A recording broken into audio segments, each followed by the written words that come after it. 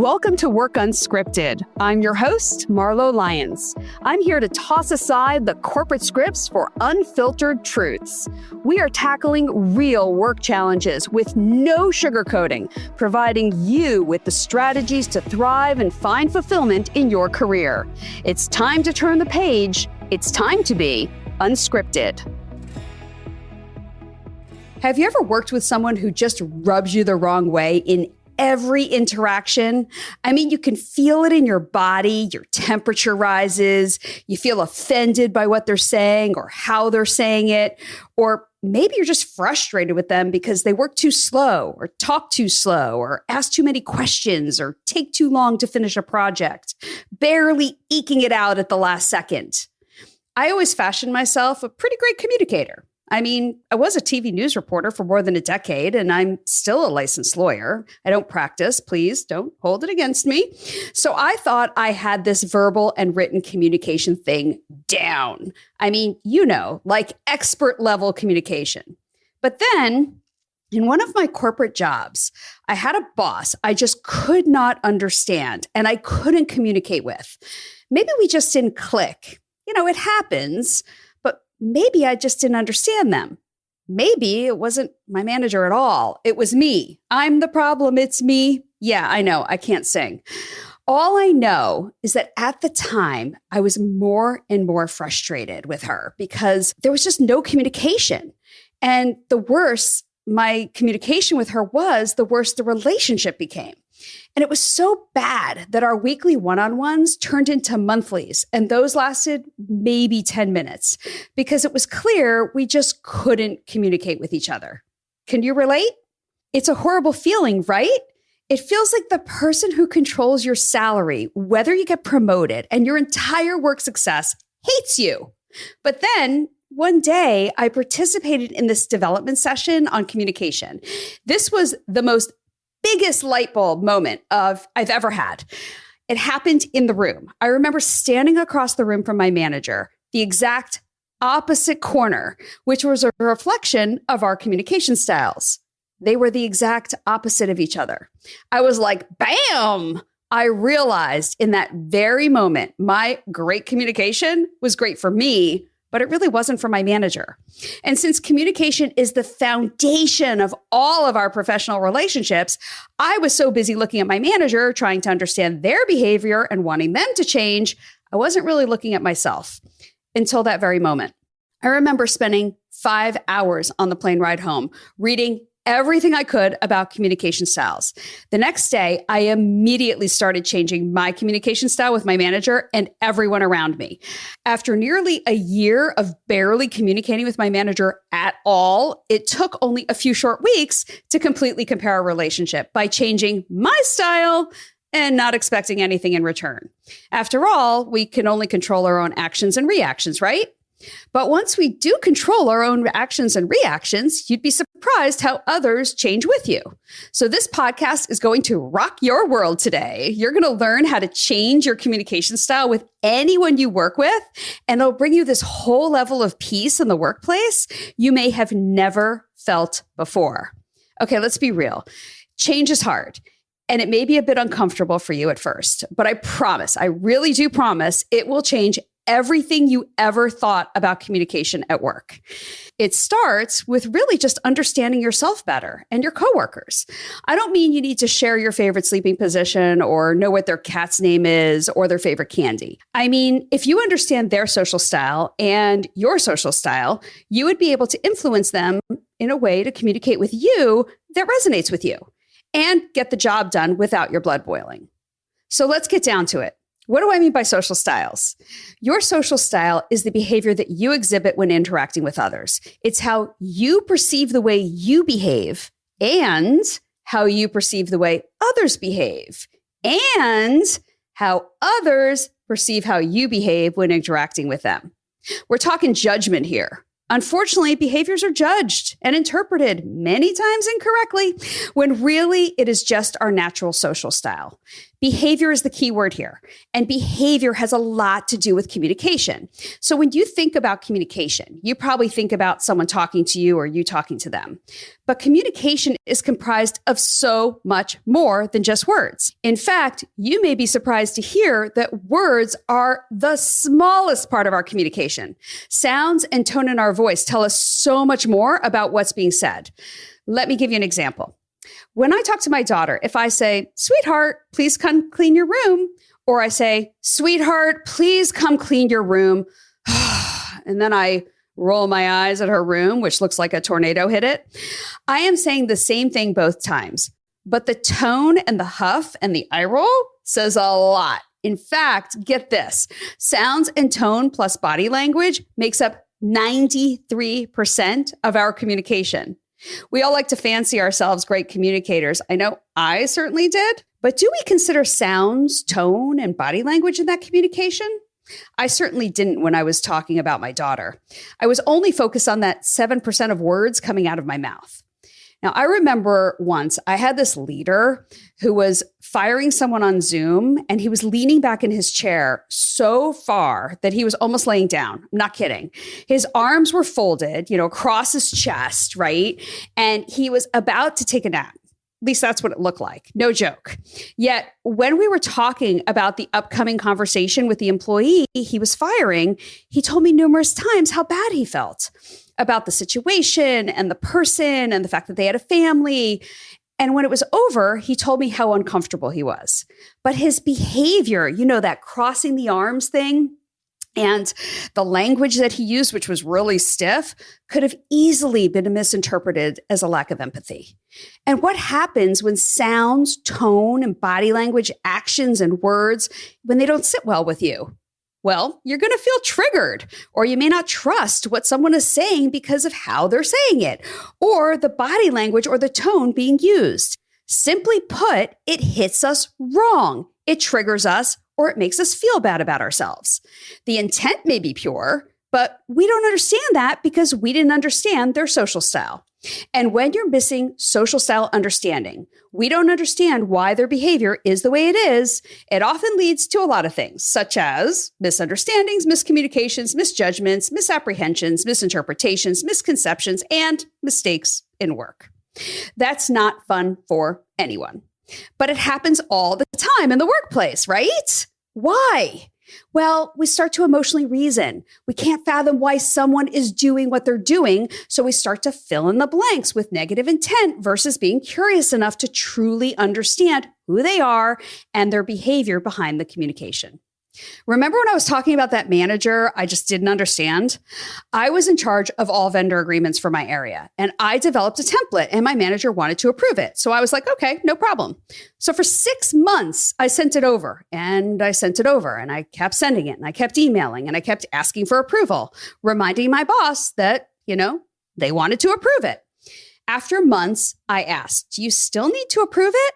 I couldn't get a response at all. I even brought it up in our meetings, the few we had at the time.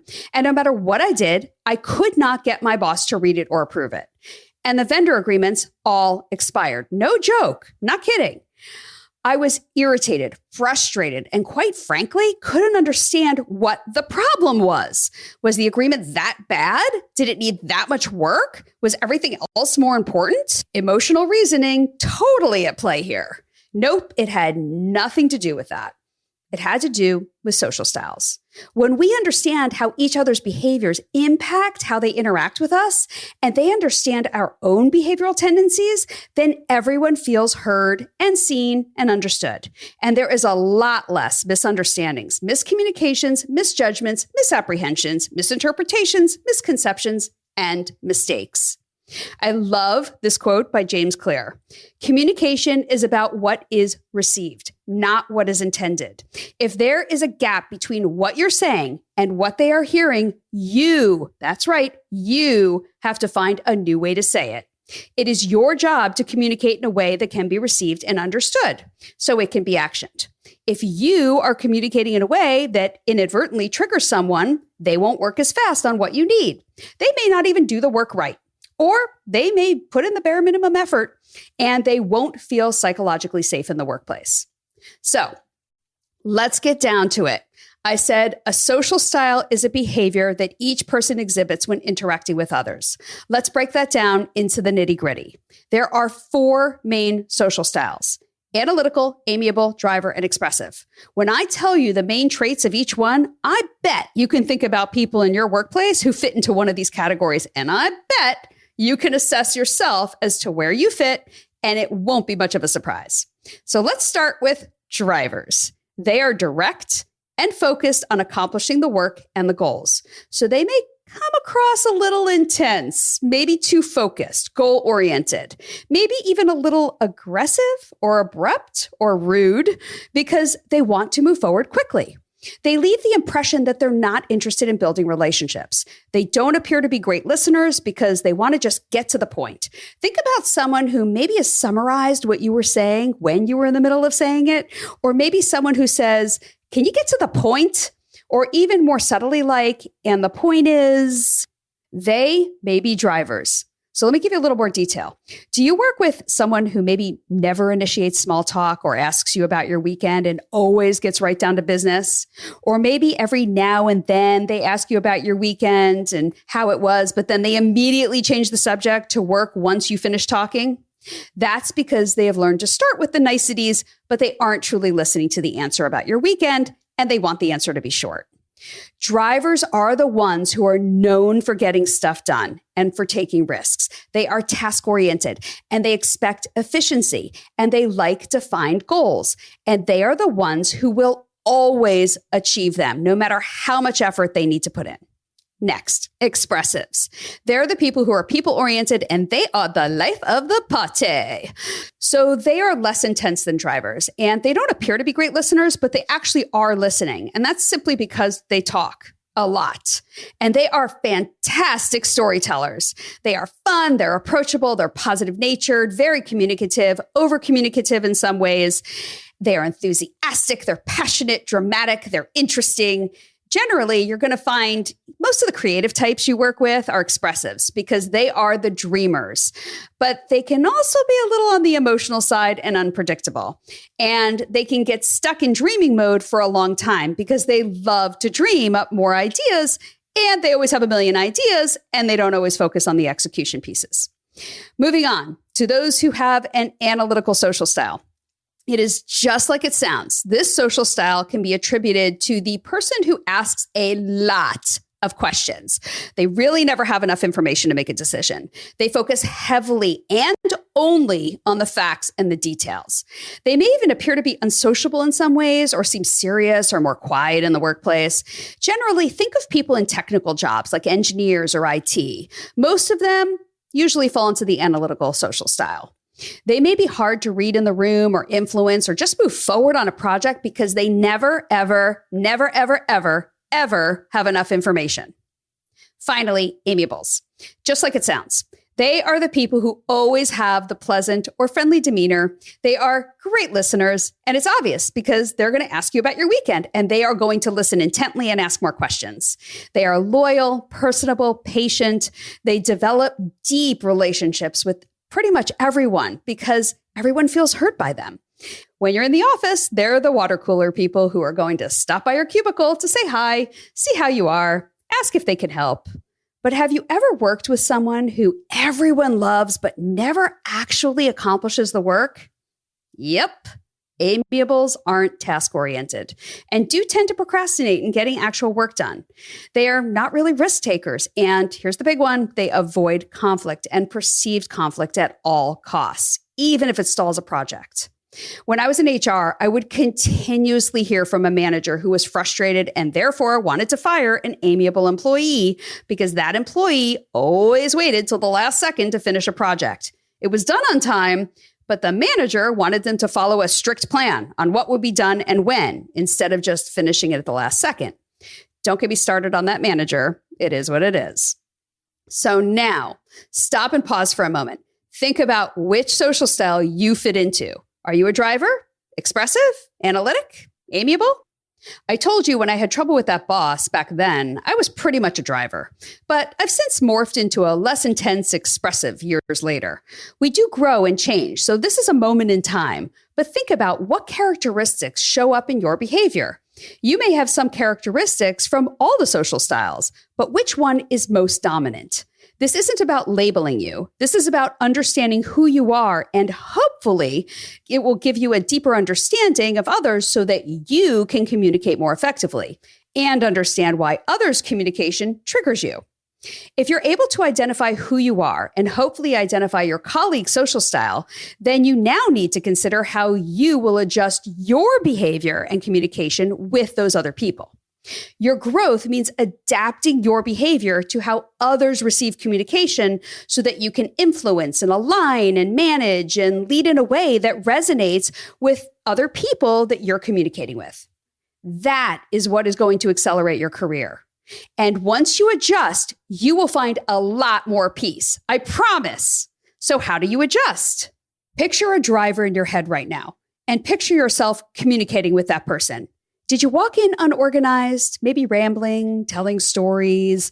Did the driver fire off questions at you and you were immediately offended, didn't feel trusted, felt like the driver hated you? If you adjust your behavior, then you will be communicating in a way that resonates with the driver, so you can have a better experience interacting with them. To start, you're going to want to focus mainly on the present, not too far in the future, not too far in the past. You will want to be brief. You'll want to be clear. You'll want to be specific and direct. Definitely don't tell stories. Don't ramble. Don't talk in circles or be long-winded. Stick to business and only business. They don't really care to have small talk. And if they do ask you, how was your weekend? Your answer needs to be, great. That's it. Their question was an opener for the driver to appear interested, but it's not an invitation for you to talk about what you did every minute of your weekend. This is going to be really hard for you expressives out there who love to tell stories, but this isn't about you. This is about the person receiving the communication.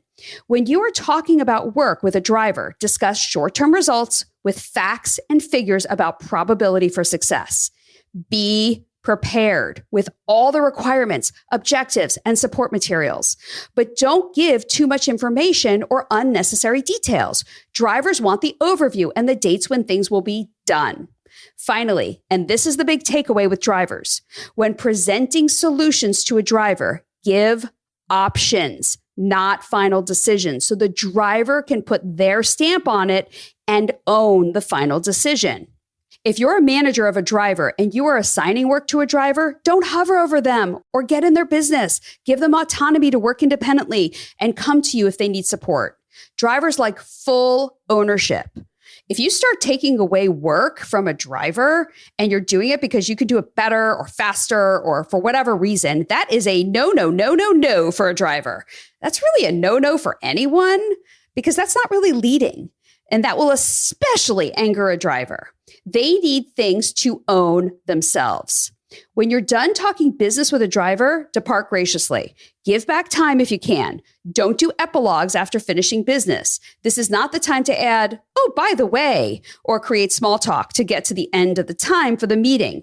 Expressives tend to do this, and it will frustrate a driver. Simply put, when you are talking to a driver, think, drivers want to be in control. Now, drivers, we love you because you get stuff done, but keep in mind, you will need to do a few things to adapt as well and grow. Not everyone is going to be able to communicate with you in the way you like to be communicated with, and you can be intimidating. Yes, you can be, especially to an amiable and an analytic. So consider how you appear more relaxed and a little less intense, and you'll need to slow down with those amiables and analytics and bring them along the journey with you. You will also need to seek others' opinions and try not to domineer every conversation. Got that? Let's move on to expressives. Similar to drivers, expressives are not really detail-oriented, so they want the bigger picture. But there's a big difference. They don't want to dwell on the details and facts only. They want to feel and understand how the project will make an impact. Expressives like to dream, so they want to interact with people who want to dream with them, want to seek their input, their ideas, their hunches. Since expressives like to tell stories and explore all ideas out loud, drivers, talking to an expressive, you're going to need to be patient and curious here, even though you may just want to move forward. And analytics, well, you're going to need to be a little less judgmental of expressives, need for feelings versus just the facts.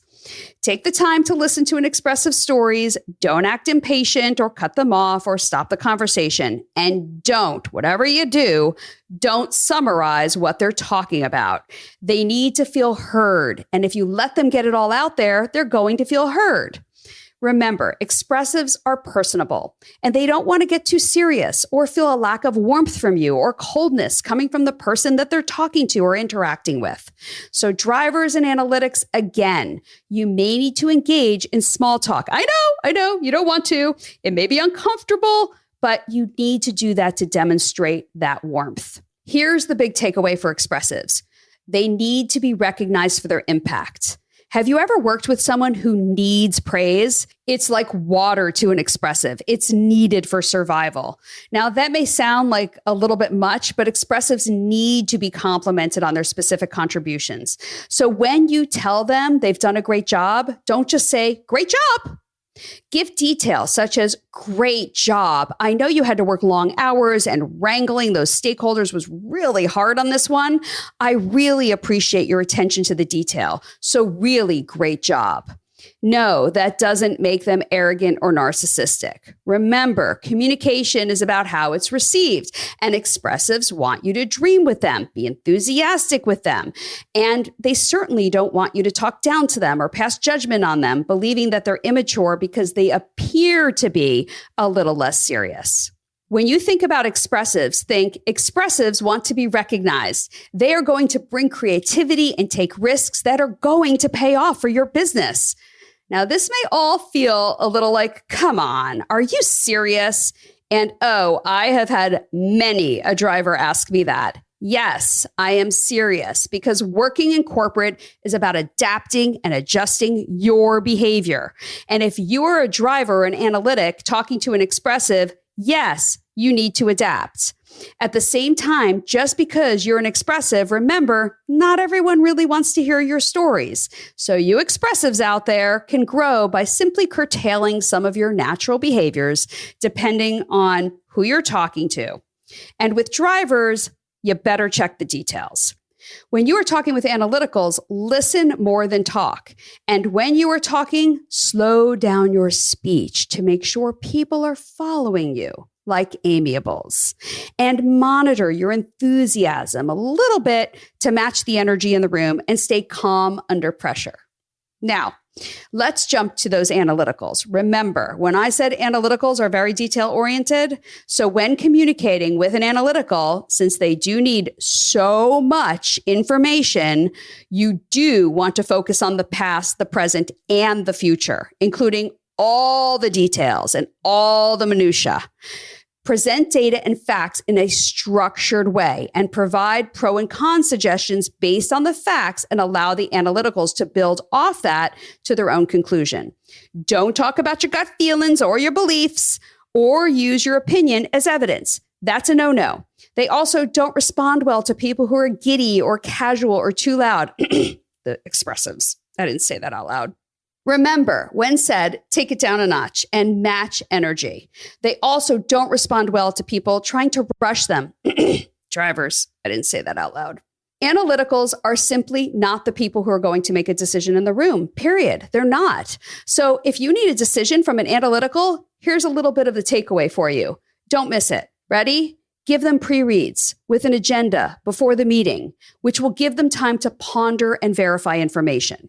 Think, analyticals want to avoid mistakes, so give them all the information they need to know so that they can make the right decision or provide the right information to you.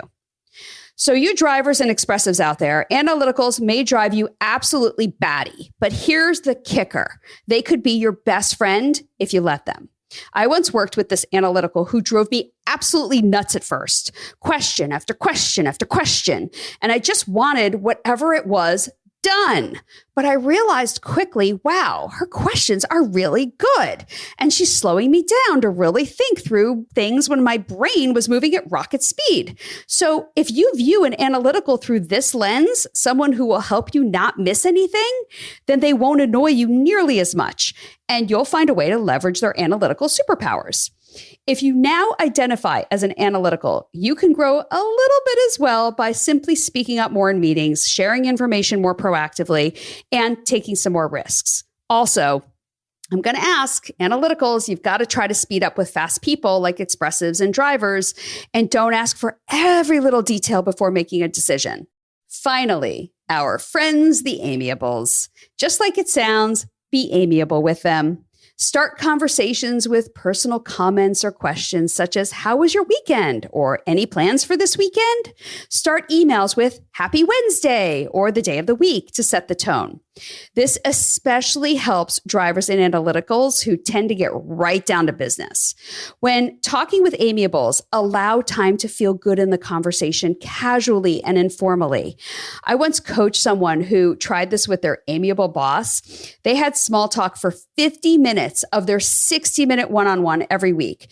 And while it drove this leader absolutely nuts, they could see that their boss immediately started to change his behavior because he needed that small talk to connect.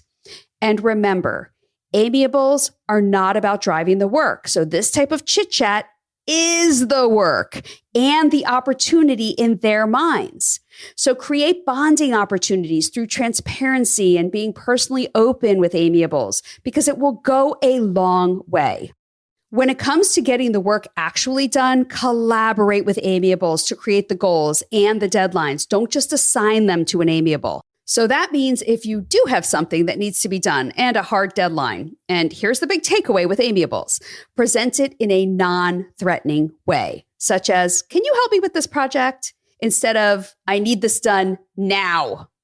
Any communication that is harsh, intense, cold, or demanding, even if your tone is sweet as pie when putting pressure on to make them achieve a goal, will make them very uncomfortable and make them drag their feet. And constant harping on an amiable to do something, even if you do it nicely, will make them do the exact opposite of what you're asking for. But they also aren't going to tell you that they think you're rude or that your ask is hitting them wrong because, remember, they're conflict avoidant. And that brings me back to the boss who wouldn't approve the vendor agreements. Remember how I said I was practically begging my manager to read them, approve them, allow us to move forward? I was a driver back then, dealing with an amiable. The more I asked, the less interested my manager was in reading them. And being that this manager was conflict avoidant, I never heard the words, stop bugging me. Think amiables want to be liked. And if you make them feel liked, you'll get the work you want done on time. As for you amiables out there are some things you can do to grow.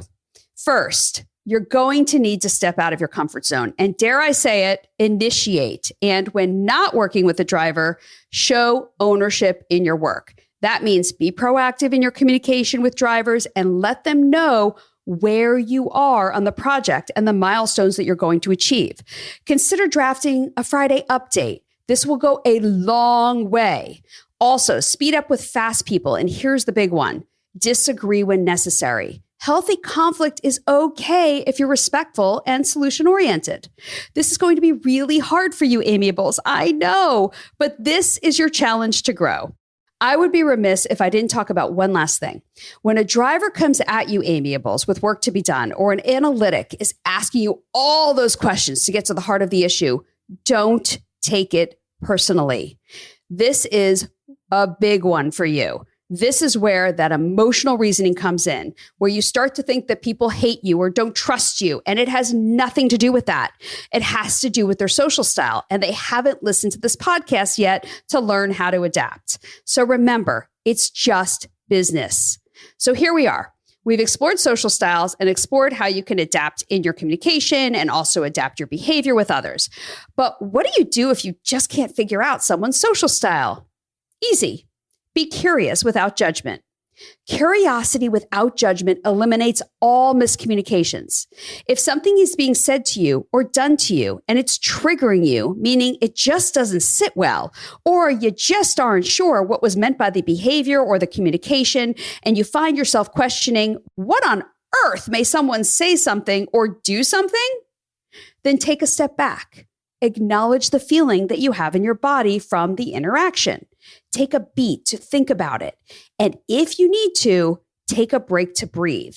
And then be curious. Ask questions to clarify information and intent without using the word why. Using the word why puts someone on the defensive. Why did you do that? And you're trying to really open up the conversation so that you can understand. So you can ask, can you tell me how you arrived at that decision? Or help me understand what made you do the thing that they did. Be careful if you are the person being asked the questions to not judge as well. They are asking because you are not being clear. During this conversation, when you receive information, write it down and don't emotionally reason. In the moment, again, it may hit you wrong, but if you write it down, you may be able to think about it later at a different time with a different perspective. Finally, let go of the need to be right. Do you want to be right or do you want to build a relationship? And consider how your own actions and reactions impact others' behavior. Communication is two ways. It takes two to miscommunicate. So always look inward. Did you emotionally reason? Did you use a tone? Did you judge? Did you forget to lead with curiosity? Look for where you can grow in your communication as well. All of this will help you understand someone's social style. And at the very least, even if you don't know, help you understand more deeply the person sitting across from you. The journey is yours.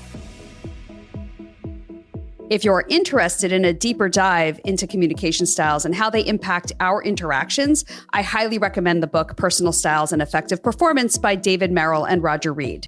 Interested in a deeper dive? Let's talk about bringing a workshop to your team. You can find more information and reach out to me at www.marlolyonscoaching.com.